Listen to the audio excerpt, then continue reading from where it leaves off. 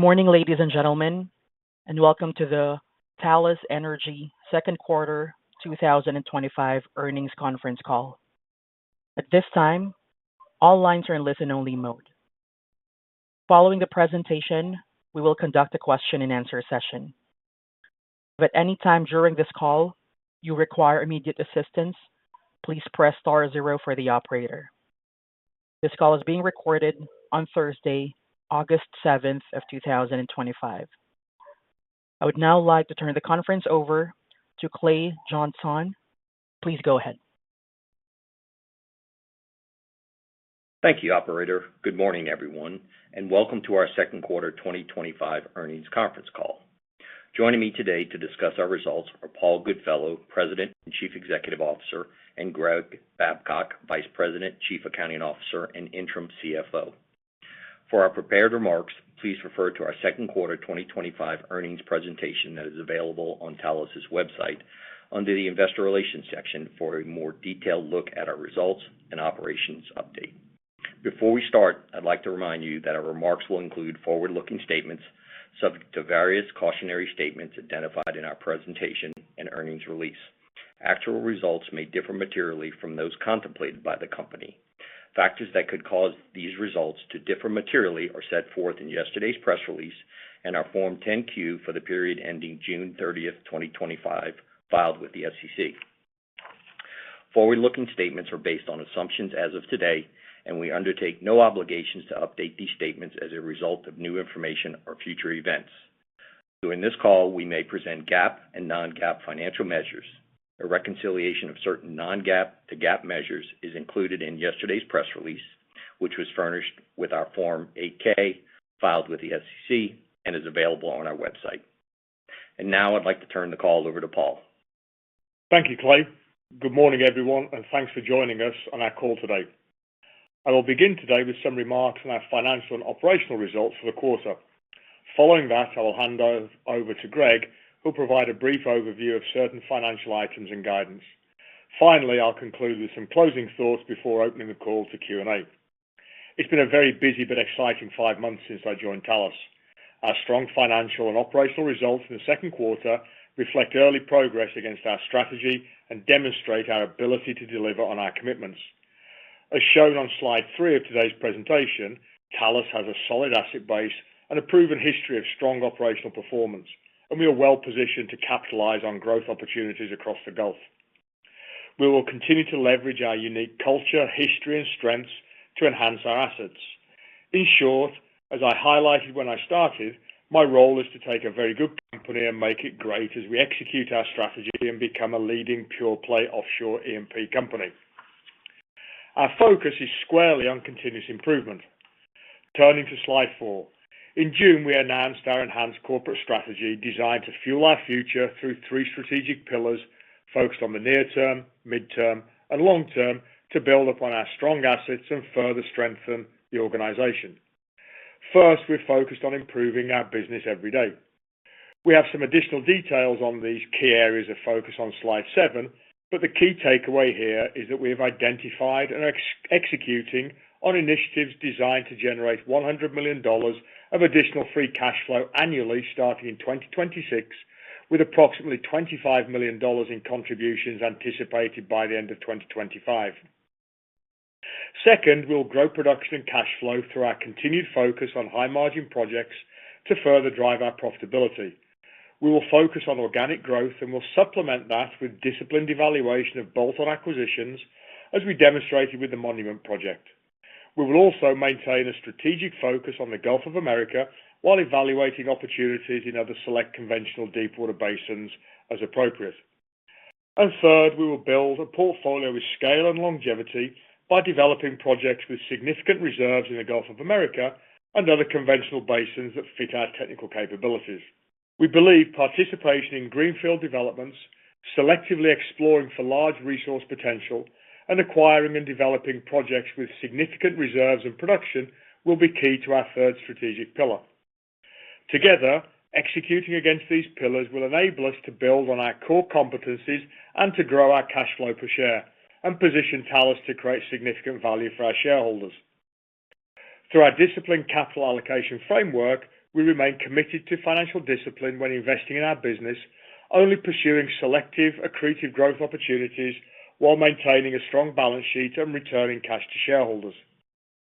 Turning to our strong second quarter results, please see slide 5 for a list of our accomplishments that will be discussed later in this call. As I said earlier, we operate great assets in great locations, but the driving force behind our continued success remains the hard work and dedication of our talented workforce. The result was a strong second quarter across the board that helped drive our improved outlook for 2025. In short, this team remains laser-focused on best-in-class execution to drive consistent free cash flow generation that supports our long-term commitment to a consistent return of capital for our shareholders. Simply put, we delivered on our commitments while prioritizing safety and protecting the environment. As highlighted on slide 6, second quarter production averaged 93.3 thousand barrels of oil equivalent per day, with oil making up 69% of the total. Including NGLs, liquids accounted for 77% of overall production. We outperformed consensus estimates for adjusted EBITDA, posting $294 million for the second quarter. Our strong adjusted EBITDA performance was bolstered by cost savings associated with improving our business everyday initiatives. This equates to an adjusted EBITDA netback margin of approximately $35 per barrel of oil equivalent. And Talos consistently ranks in the top quartile amongst public E&P companies in netback margins, as shown in more detail on slide 9. Continuing on slide 6, our CapEx in the second quarter was $126 million, and we spent an additional $29 million on plugging and abandonment, or P&A activities. After considering our capital expenditures and P&A spending, we achieved adjusted free cash flow of $99 million for the quarter. During the second quarter, we repurchased 3.8 million shares for a cost of $33 million, bringing total repurchases under the program to $100 million. This fits squarely within our strategy of using up to 50% of our free cash flow to repurchase shares. Despite repurchasing our shares, our continued strong financial results enabled us to continue strengthening the balance sheet by lowering our leverage ratio to 0.7 times and to grow our cash balance by 75% from the first quarter to some $357 million. The result was an increase in liquidity to $1 billion. Keep in mind that we achieved these improvements in a volatile and declining commodity price environment. Turning to slide 7, as we discussed in mid-June, I'm impressed with the capabilities and performance of our assets. Having said that, we do believe, and more importantly, have identified and begun to execute on several significant opportunities to further improve our ongoing cash flow.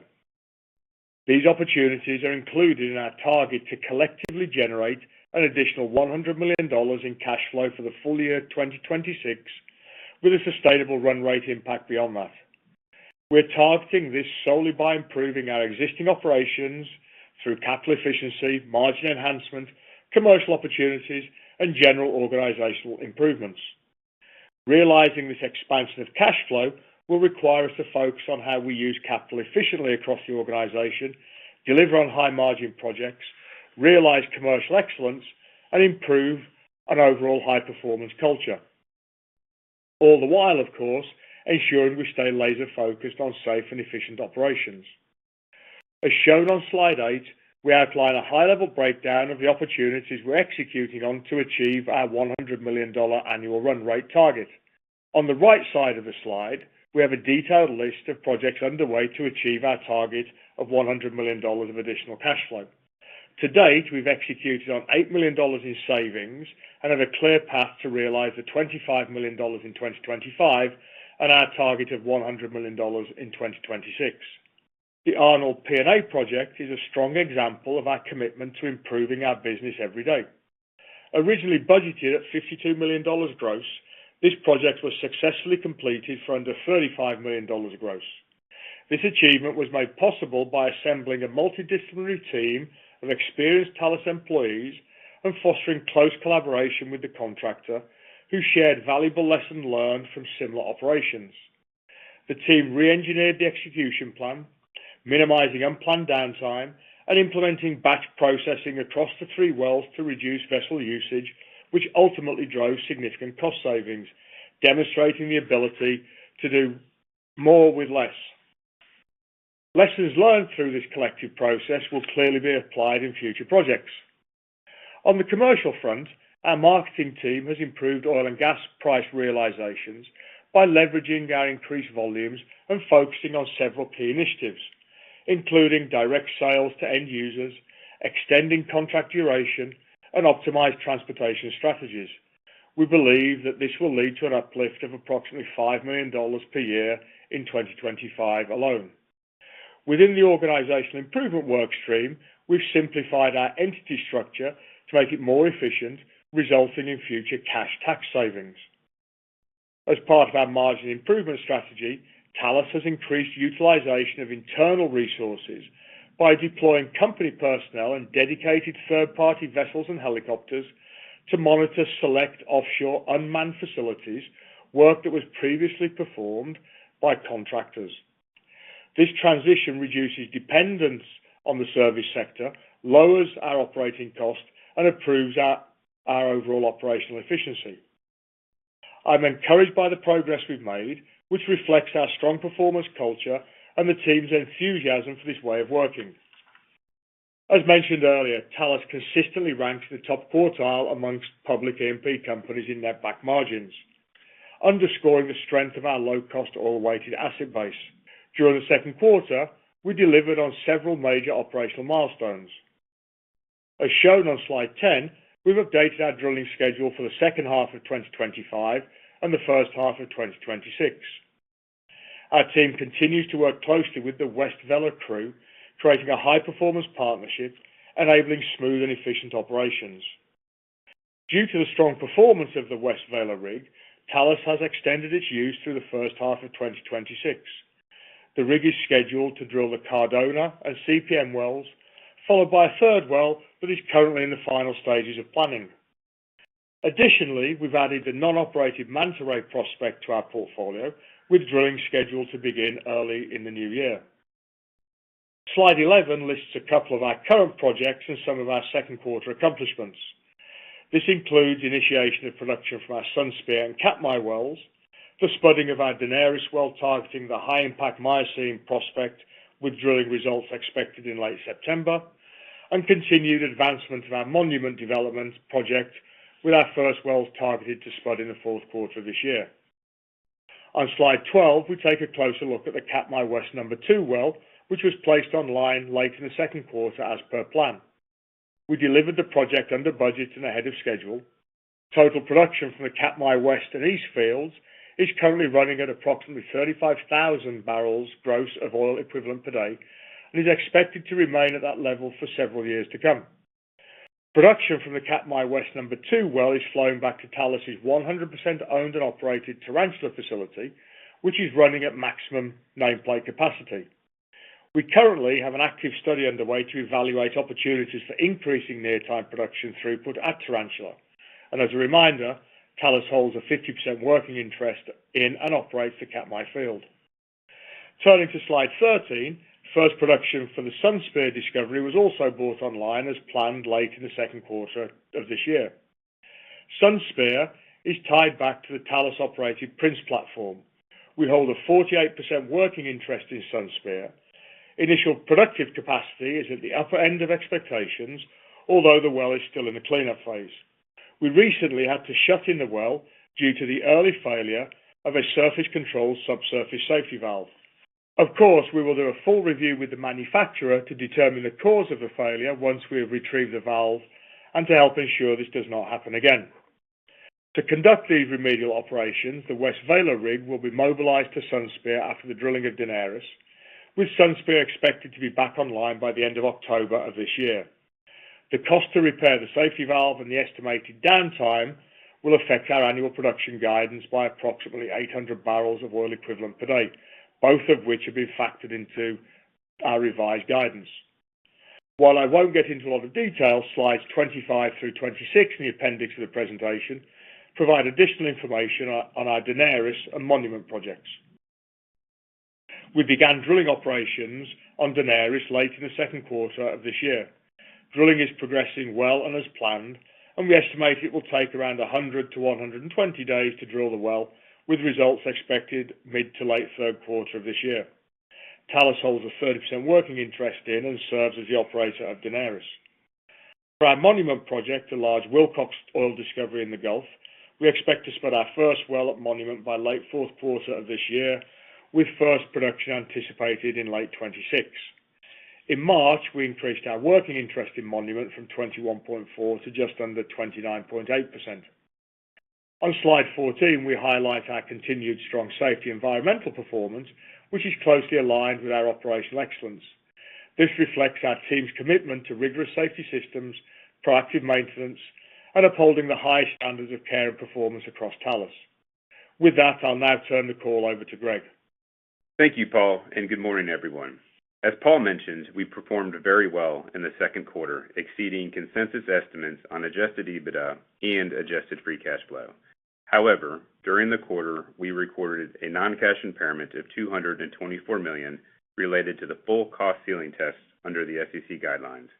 As a reminder, this test primarily compares the net capitalized cost of our oil and gas properties to the present value of future net cash flows from our proved reserves, using a trailing 12-month pricing, which we expect to continue lower in the third quarter of this year. The impairment this quarter was primarily driven by an accumulation of historical non-productive capital expenditures, such as dry holes, that did not result in additions to proved reserves. Under the full cost method, these costs remain in the full cost pool and contribute to the ceiling test calculation regardless of technical success. Turning to slide 15, we've made a modest adjustment to our 2025 capital budget. This reflects the modification of our drilling schedule, the addition of incremental work at Sunspear, and better than expected drilling efficiencies. The net result is a reduction of approximately $10 million to the overall budget. We now estimate full-year capital spending to range between $590 million and $650 million. We remain highly confident in the economic resilience of the key projects that we're advancing, which are estimated to break even at an average oil price of approximately $35 per barrel. On slide 16, we provide updated guidance for the full year 2025, as well as a first look at our expectations for the third quarter production. We have reduced our operating expense guidance by $25 million, driven primarily by early savings executed on or identified from our Improving Our Business Everyday initiative.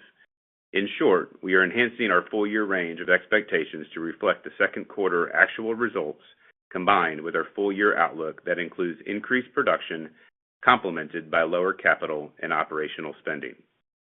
Our new range of anticipated investments of $590 million to $650 million for the full year includes $100 million to $120 million of P&A and decommissioning activities this year. We expect P&A activity to increase in the third quarter before moderating in the fourth quarter. On slide 17, we include a waterfall presentation showing our methodology and how we arrive at production guidance outlooks. As an offshore operator, we have a number of things both internally and externally that can impact production guidance, such as maintenance turnaround and weather-related disruptions, including hurricanes, and estimated potential unplanned downtime affecting third-party facilities and pipelines. The good news is that due to our detailed planning and strong execution, we've reduced our planned downtime in the first half of 2025, which should more than offset the impact of the Sunspear shut-in. Taking all considerations into account, we now expect production for 2025 to range between 91,000 and 95,000 barrels of oil equivalent per day. Inclusive of potential hurricane downtime and preventative maintenance, we expect our production for the third quarter to be between 86,000 and 90,000 barrels of oil equivalent per day. Our hedge positions, as shown on slide 18, support our cash flow stability in a fluctuating commodity market. During the second quarter, we capitalized on oil price volatility to strengthen our hedge portfolio. Our current hedge portfolio for the second half of 2025 reflects our typical approach to hurricane season when we hedge at lower levels. The mark-to-market value of these hedge positions stood at $56 million as of June 30th. Looking at slide 19, as Paul discussed in his comments, we focus on making strategic long-term investments to cultivate a sustainable asset base that generates robust returns through the cycle, strengthening our balance sheet to prepare to capitalize on opportunities, and growing the business through selective, accretive expansion initiatives, while consistently returning cash to shareholders. As shown on slide 20, our strong balance sheet provides us with options and flexibility for the long-term success. At the end of the second quarter, we had $357 million in cash and a leverage ratio of only 0.7 times. Talos recently completed its scheduled borrowing base redetermination, resulting in a reduction from $800 million to $700 million in available borrowing capacity under the company's bank credit facility. We are committed to maintaining our strong balance sheet to help ensure we are prepared to capitalize on opportunities that may arise in the current low oil price environment. Our financial framework is built on a balanced, three-pronged approach that targets sustainable investments in the business in high-returning projects to maintain production through the cycle and create value for shareholders. On slide 21, we provide an update on our share repurchase program, the authorization for which is increased by our board to $200 million. The expectation is to allocate up to 50% of our annual free cash flow to share buybacks in a programmatic approach. We continue to execute on the program in the second quarter with purchases of $33 million for the period and $100 million cumulatively since the program's inception last year. We continue to believe our shares are significantly undervalued, and repurchasing them represents a compelling use of capital. With that, I will now turn it back to Paul for some additional closing comments. Thanks, Greg. In closing, by continuing to focus on capital discipline, operational excellence, and free cash flow generation, we've achieved much success to date in 2025 and have laid a solid foundation for the second half of the year and beyond. Our efforts have and will continue to squarely support our vision for Talos, which is simple: become a leading pure-play offshore E&P company and capitalize on the increasing role offshore, and especially deep water, is expected to play in meeting the world's energy needs. We believe Talos is in a unique position to capitalize on this opportunity, and we look forward to keeping everyone appraised on our progress. With that, we'll open the line for Q&A. Thank you. Thank you. Ladies and gentlemen, we will now begin the question and answer session. Should you have a question, please press star one on your touch-tone phone. You will hear a prompt that your hand has been raised. Should you wish to decline from the polling process, please press star two. If you're using a speakerphone, please lift the handset before pressing any keys. One moment, please, for your first question.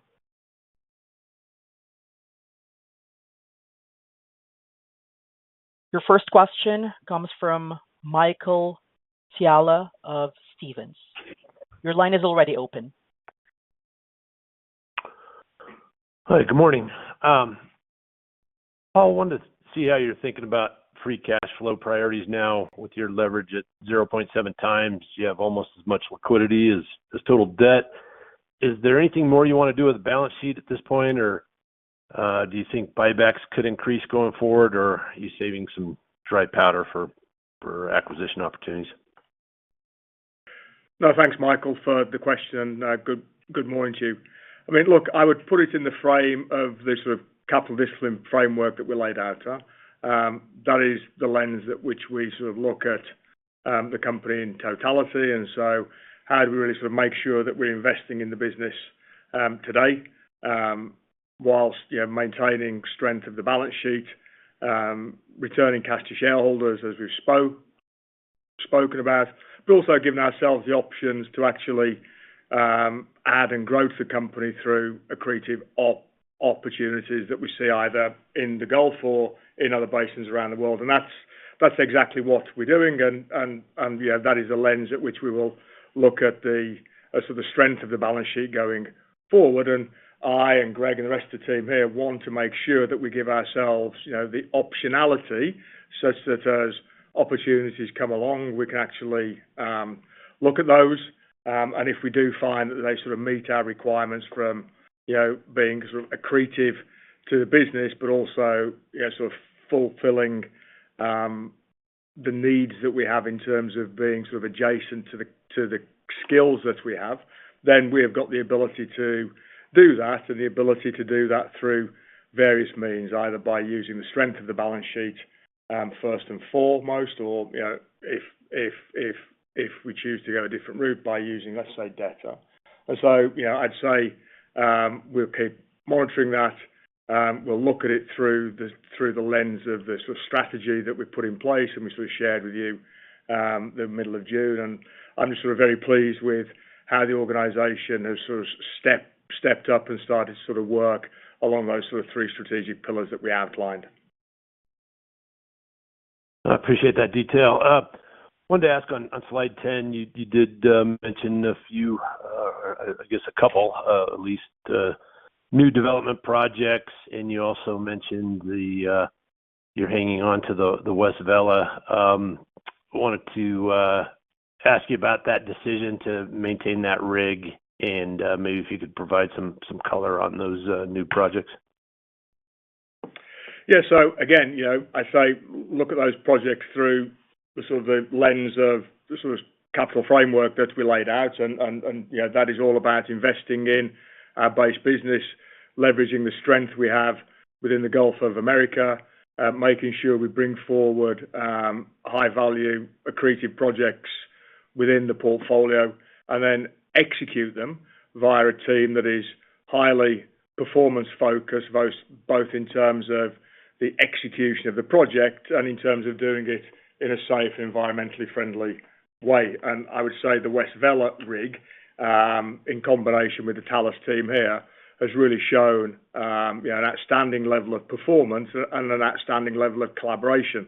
And that's absolutely the type of partnership that we will continue to forge with the service sector to make sure that we are at sort of the top of the benchmark when it comes to execution. And so it was a fairly easy choice for us when looking at how to sort of execute the program as we go into 2026, to start with the basis of building off the sort of great performance that we've had. And I will say, we've also been able to take advantage of a slight sort of softening in the rig market, such that the rate that we have for that rig is certainly below the rate we were paying in the earlier part of 2025, and comes in now just sort of south of the $400,000 a day mark.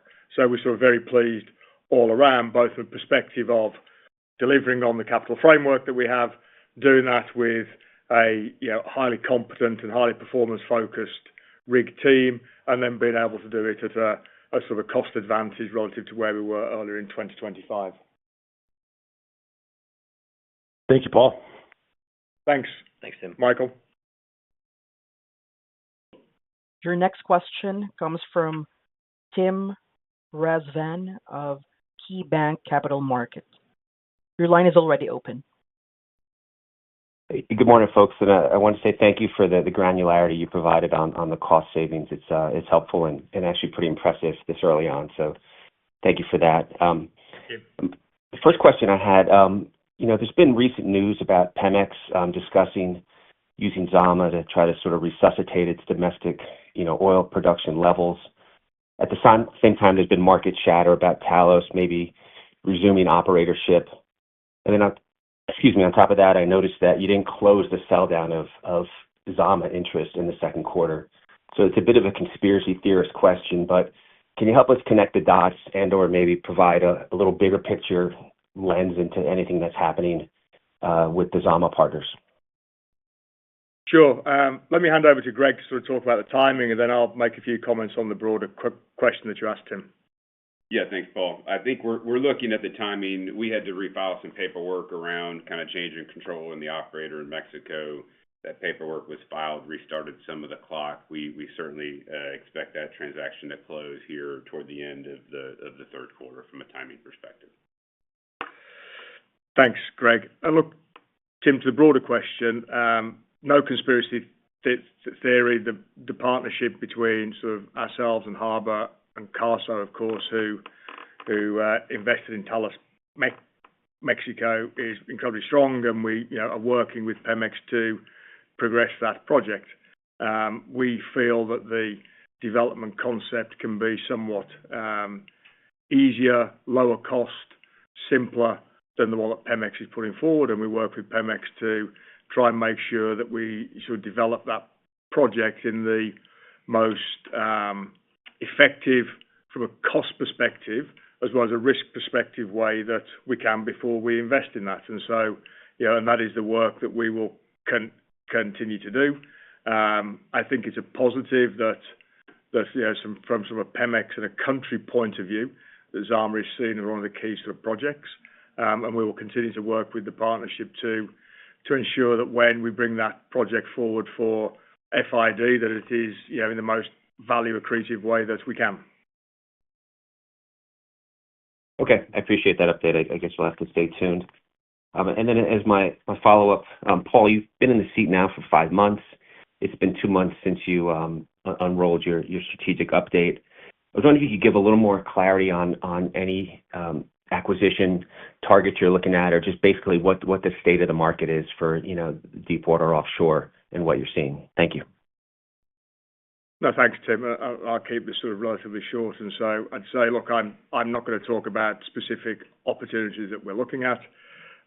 We are looking at, a number of opportunities, both sort of within the Gulf of America as well as on the international front that sort of meet the criteria that we have laid out, and both ones that are out in the market, as well as the ones that we've identified ourselves, and we'll clearly update you as and if and when those progress.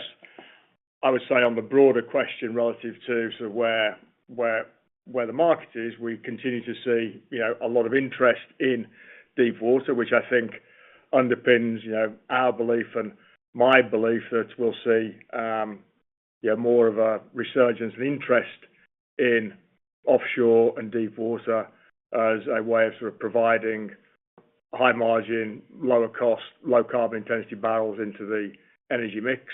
I think sort of Talos is, positioned incredibly well to sort of take advantage of that, both within the Gulf, given the sort of incredibly strong operating footprint and ability we have to sort of capture volumes on a relatively short cycle basis, and then sort of leveraging that out into other sort of conventional basins within the deep water theatre. And I'll probably sort of leave my comments at that for now, Tim. But thank you for the question. Thank you. I appreciate the comments. Your next question comes from Nitin Kumar of Mizuho. Your line is already open. Hi, good morning, Paul and team. Thanks for taking my questions. I want to start off the one big beautiful bill. I'm sure I'm getting the name wrong. It mandates some leases in the Gulf of Mexico and has made some changes. Could you maybe talk us through how is that sort of fitting into your organic growth plans? And as the sort of pure play Gulf of America company, how do you view those regulations for yourself? Yeah, thanks, Nitin. I think it's an incredibly positive move in terms of, bringing back regular leasing activity. And so we'll have one sort of lease sale towards the end of this year. And then, of course, under that bill, it's mandated for 2 lease sales per year. That sort of brings forward at least sort of 80 million acres per lease sale, has reduced sort of royalty rates. And so those are all clearly sort of positives for us as, a focused deepwater operator that clearly has a very, very strong footprint within the Gulf of America. And we will, sort of use that as a key sort of pillar and a key sort of lens of activity that underpins the sort of organic activity that we will undertake. And so, we will look to be active participants in those lease sales, of course, looking at the opportunities through the sort of capital discipline framework that we've spoken about, and sort of leveraging the significant technical knowledge base that we have inside the company, leveraging the sort of seismic data and interpretation skills that we have. And so, we're very well, we look forward to great interest to those lease sales and working that both by ourselves and also in partnership with sort of key partners that we have here within the Gulf. Great. Appreciate the answer there. My follow-up maybe I'll try Tim's question with a different tact here. You know, you've been here for, I think, 5 months now. You have international experience in your prior role. As you look at Talos today as an organization, you've talked about inorganic growth outside of the Gulf of America. But if you were to look at sort of technology or sort of technical experience, marketing, regulatory experience, finance, are there any areas where you feel the organization either has underappreciated strengths or maybe some challenges as you look to broaden outside of the Gulf of America? I think, you know, the overall capability of this company is outstanding. And so our task is to work collectively to apply that across the opportunity space that we see in a disciplined and structured way, and whether that's in terms of how we think about quality of investments, or whether that's how we think about leveraging the technical expertise that we have, then sort of, you know, that is the focus that we will take. Now, what I will say is I'm very, very pleased with the organization in terms of recognizing where maybe it doesn't have the organic knowledge of those other basins, and its ability to actually go out and bring that knowledge in. And so, although we are at the moment, you know, sort of purely focused on the Gulf of America with Zama in Mexico, we do have a lot of people that have worked all over the world in many, many deepwater basins, both from a technical side and a non-technical side. And so I would not like you to have the view that just because our activity at the moment is Gulf of America focused, that is purely where our skill set lies, because I see it very differently to that. Recognizing that as opportunities come along, and if we, you know, are successful in sort of creating those that are accretive to the company, then we'll make sure that as part of that, we have the appropriate depth and level of skills and competence, you know, to make sure that we can execute those with the same level of skill and performance as we're executing here in the Gulf of America at the moment. Great. Thanks for the answers. Thanks, Nitin. Your next question comes from Nate Pendleton of Texas Capital. Your line is already open. Good morning and congrats on the strong quarter. Thank Despite you. the temporary shut-in at Sunspear, can you provide a little more detail about the drivers behind your improving guidance for the year that you show on slide 17? Sure, maybe I'll make a few comments and Greg, you know, please feel free to add. I would say, Nate, at the simplistic level, so if I just take it at a high level, it is because of the focus and dedication that we are showing as a company across every activity that we execute, and whether that's capital activity and drilling, whether that is in terms of how we think about the effectiveness and efficiency of our capital spend around production, around P&A, whether that's the focus we have on availability and uptime on our facilities.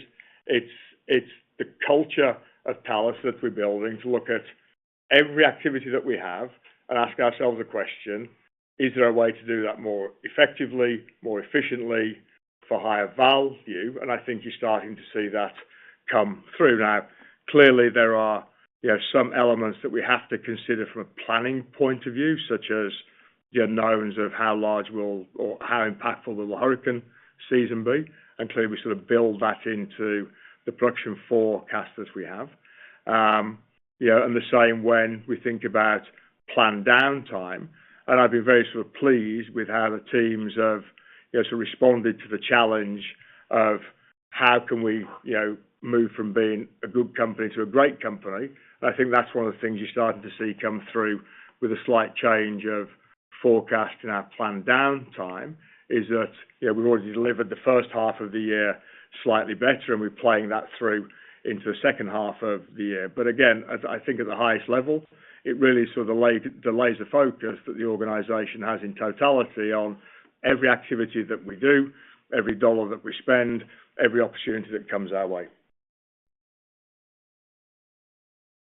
Thanks. That's really encouraging commentary. And with the current administration advocating for more offshore development and deregulation, is there any particular policy or set of policies that you feel could be updated to help achieve the administration's goal of increasing production in the Gulf of America?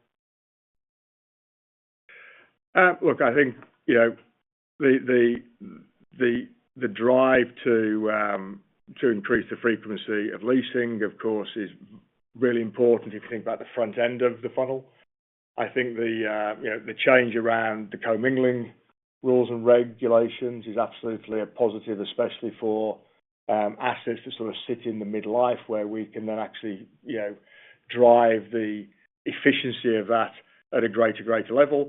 And I think the other lens that I would take on it is not just looking at within the sort of production space, but then thinking about it from a life cycle point of view, is can we sort of manage more effectively the abandonment liability and the abandonment process? And that's a conversation that we and others in the industry are actually sort of starting with the administration now, and I think will become a more and more important part of the overall mix, given the maturing nature of the Gulf of America. Got it. Thanks for taking my questions. Thank you. Your next question comes from Greta Drefke of Goldman Sachs. Your line is already open. Good morning, all, and thank you for taking my questions. I was just wondering if at first you could talk a little bit about the low-hanging fruit or near-term targets for the $100 million savings plan beyond those that Talos has already executed on. Which of the buckets, capital efficiency, commercial opportunities, et cetera, do you think kind of have the clearest line of sight from here? Thanks, Greta. Greg, why don't you make a few comments on that? Yeah, sure. So look, I think, first and foremost, the teams, as we went through kind of the planning session, as we started thinking through the ideas, as we revamped, as Paul's remarks said on the call about how we did the Arnold P&A campaign from a capital efficiency, from hopping the stack from one well to the other. I think we've really challenged the team to work through some of that. So the near term, the things we talked about on the call, the offtake agreements on the marketing side, how we think about LOE management and vessel optimization. The next year items, the $100 million, is going to be really digging into transportation, logistics, really revamping how we think about the supply chain of the business, how we really think about production optimization and enhancement, really digging into the capital planning so that we can make all of our drilling activities look like Katmai West #2 drilling, and continuing the work around procurement and supply chain. And so we've got the layout of the $100 million on slide 8 in the presentation of kind of what parts of the business we think each of those come from, between the commercial opportunities, margin enhancement, capital efficiency, and certainly the organizational improvement. Great, thank you. And I appreciate your color on capital allocation thus far on the call. I was just wondering if you could talk a little bit more about your outlook for the cadence of incremental share repurchases from here.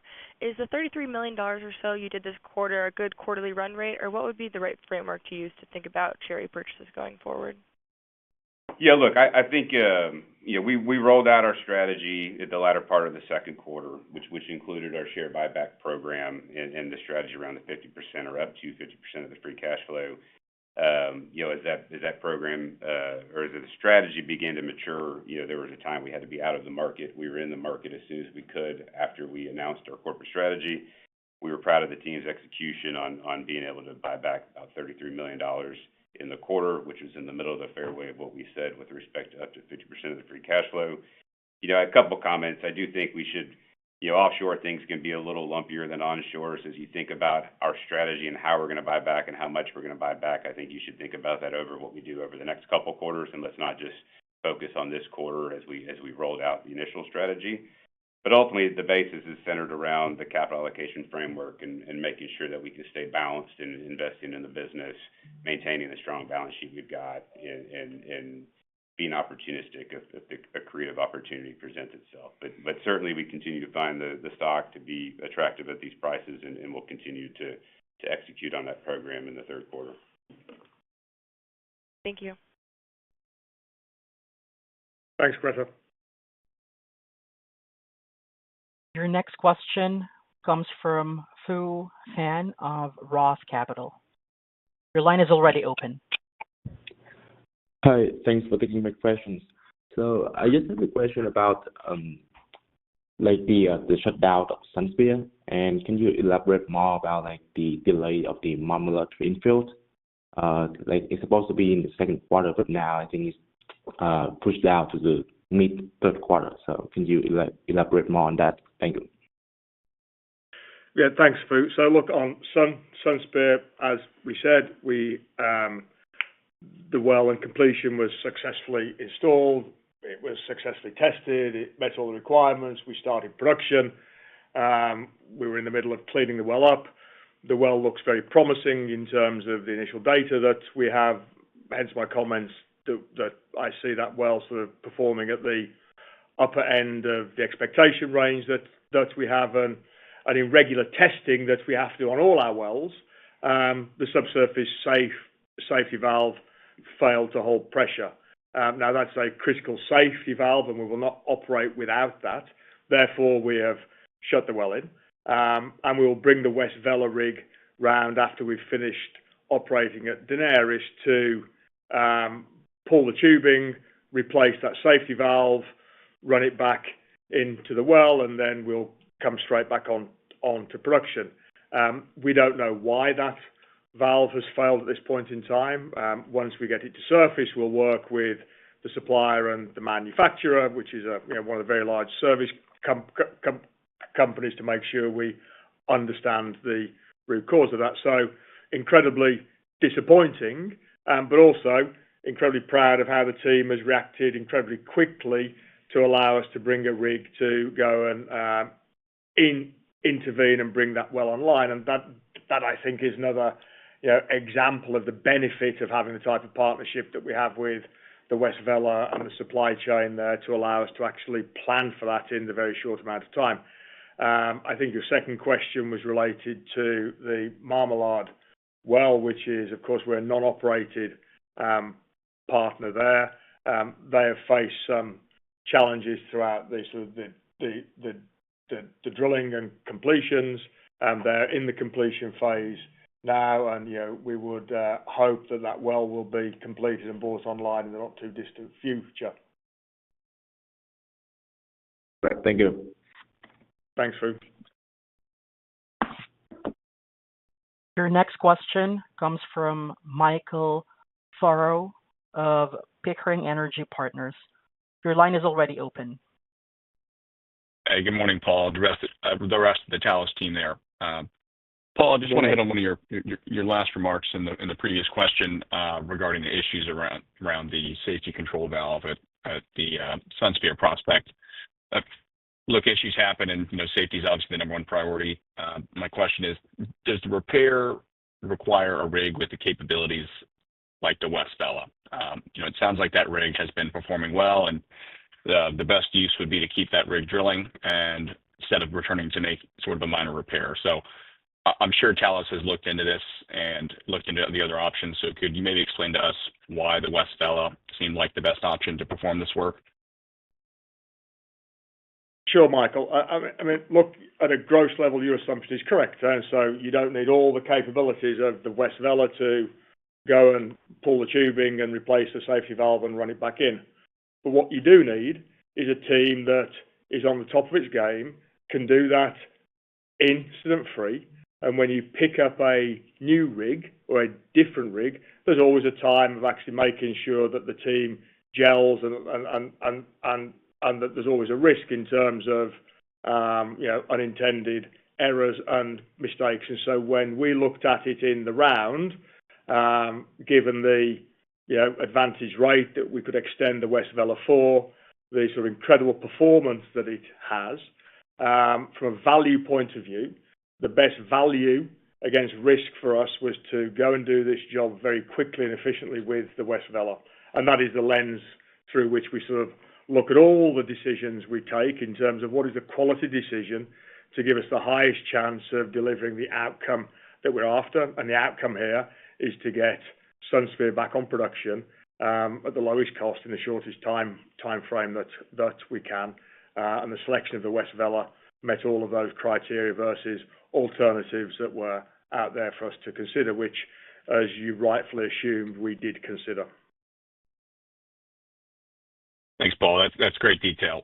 Look, completely understand the value of a strong operational team. So just quick follow-up to that.